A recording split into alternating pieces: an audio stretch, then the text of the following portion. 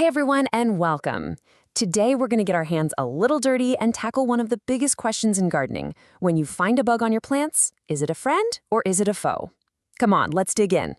You know the feeling, right? You're out in the garden, just admiring all your hard work, everything's looking great, and then you see it. Some little mystery creature crawling all over your best tomato plant. And what's that first feeling? Yeah, for most of us, it's that little jolt of panic. But hold on. Seriously, before you reach for a spray bottle or, just squish it, take a deep breath. There's a much, much smarter way to handle this. It all starts with a little bit of good old-fashioned detective work instead of panic. This old saying, we've all heard it, maybe we've even thought it a time or two. But you know what? It's a total myth. In fact, this one idea is probably the biggest thing holding people back from having a truly healthy, thriving garden. Today, we're going to bust it wide open. So here's the big mindset shift. A garden isn't supposed to be some sterile, bug-free laboratory. No way. It's a living, breathing ecosystem. It's a whole miniature world just teeming with life. The goal isn't to wage war on everything that moves. It's to create balance and let nature do most of the work for you. Okay, first things first, let's meet the so-called villains of the garden. But we're not just going to look at mugshots. We're going to learn how to ID these guys like a real detective by looking at the clues and the evidence they leave behind at the scene of the crime. You know, a really easy way to think about pests is to see them as the burglars of your garden. They're there to sneak in and take something that isn't theirs. Basically, the life and energy right out of your plants. And they cause a whole lot of damage while they're at it. So let's open up a case file on a classic culprit, the aphid. See, you don't even need to know the exact species. Just look for the evidence. Are you seeing little yellow spots on the leaves? Or maybe a weird sticky film? That's the stuff they leave behind. That's your smoking gun. Their MO is just sucking the sap right out of your poor plants. But hey, every good story needs some heroes, right? And believe me, your garden has got 'em. So now it's time to meet the beneficial bug brigade. These are the good guys, the unsung heroes working for you 24/7. It's simple. If the pests are the burglars, then these guys, well, they're your garden's elite security force. They are on patrol all day, every day, protecting your plants and keeping those troublemakers in line.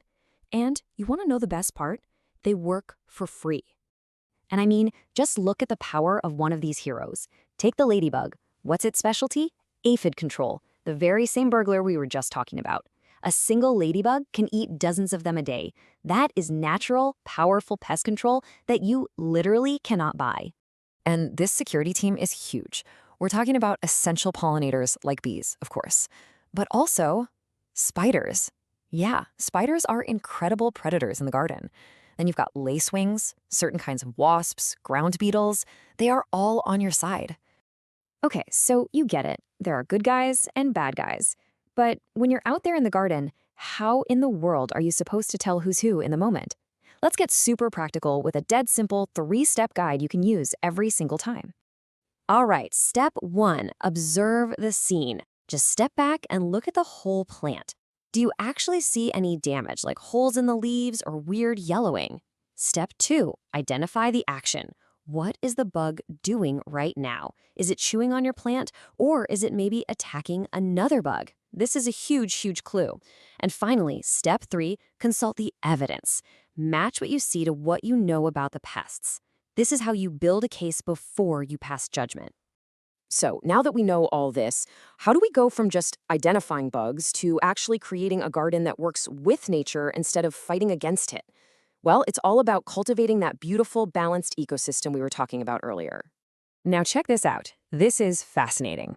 In a healthy garden, the pests, the burglars, they make up a tiny, tiny fraction of all the bugs. We're talking like 1%. The other 99% are either your security guards or just neutral bugs passing through. So the takeaway here is huge. You don't need to eliminate that 1%. You just need to support the 99%. And how do you do that? It's actually way easier than you'd think. Plant lots of different kinds of native flowers that gives them food and a place to live. Put out a little shallow dish of water with some rocks in it so they can get a drink. And this is the big one. Avoid those harsh chemical pesticides that just kill everything. They wipe out your security team right along with the burglars. So as we start to wrap this up, let's come back to that main idea, that big takeaway. The real goal, the secret to an amazing garden, it's not to create some kind of sterile, bug-free bubble. It's to create a balanced one. A garden where your security team is strong and healthy enough to handle the occasional burglar all on its own.